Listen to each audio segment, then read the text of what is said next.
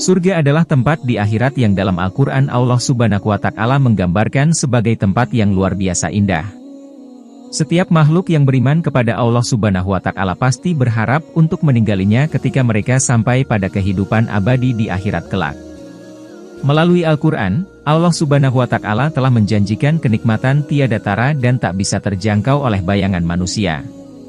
Namun untuk menggapai surga itu, ada harga yang harus kita bayar, yaitu ibadah dan amal kebajikan. Dan bagi mereka yang tak pernah beribadah, tak akan sampai ia pada surga, bahkan mencium bau surga pun ia tak bisa. Ada 4 golongan manusia. Mereka tak akan dapat bau surga. Padahal bau surga itu dapat dirasa sejarak 500 tahun perjalanan lamanya. Merekalah orang-orang yang pelihara kekikiran, orang yang suka menyebut-nyebut pemberian, peminum minuman memabukkan, anak yang pada orang tua ia durhaka. Jika seseorang memakai parfum, kita akan mencium bau wanginya bila berada di dekatnya. Apabila agak jauh darinya, bau harum tidak akan tercium. Bila ingin kita menikmati bau harumnya, maka kita harus dekat-dekat dengan dirinya. Itu sudah sesuatu yang wajar. Surga adalah bagaikan seorang wanita yang memakai parfum dengan bau yang sangat harum.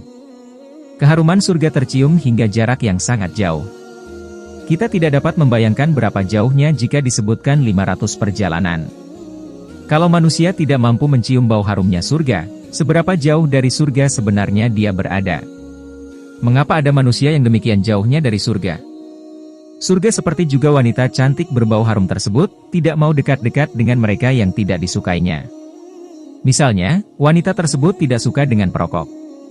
Maka ia akan berada jauh dari si perokok tersebut. Surga akan menjauh dari orang yang dibencinya. Atau orang yang dibencinya akan dijauhkan Allah Subhanahu wa Ta'ala dari surga. Siapa saja sebenarnya manusia yang dibenci surga sehingga mereka harus jauh-jauh dari surga yang untuk mencium baunya saja harus berjalan selama 500 tahun? Merekalah orang yang selalu kikir. Tidak punya sifat kedermawanan sama sekali. Kekikirannya dipelihara, malah dari waktu ke waktu ditingkatkan. Juga orang yang tidak ikhlas dalam melakukan pemberian. Ketidakikhlasannya diwujudkan dengan selalu menyebut dan mengungkit-ungkit pemberian yang telah dia lakukan baik kepada orang lain maupun orang yang diberinya. Kemudian orang yang hobi minum.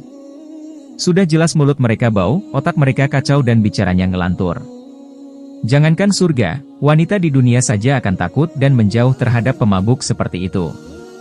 Terakhir adalah anak yang durhaka kepada orang tuanya. Anak seperti ini memang keterlaluan dan sudah selayaknya dijauhkan dari surga. Anak yang tak tahu balas budi, sudah susah payah dihidupi dan dibesarkan malah mendurhakai. Allah Subhanahu wa Ta'ala akan marah karena keridaannya adalah keridaan orang tua. Anak yang durhaka tidak akan mendapat keridaan Allah Subhanahu wa Ta'ala.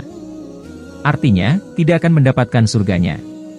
Semoga Allah Subhanahu wa Ta'ala selalu meridai ibadah kita agar kita tidak termasuk dalam keempat golongan ini.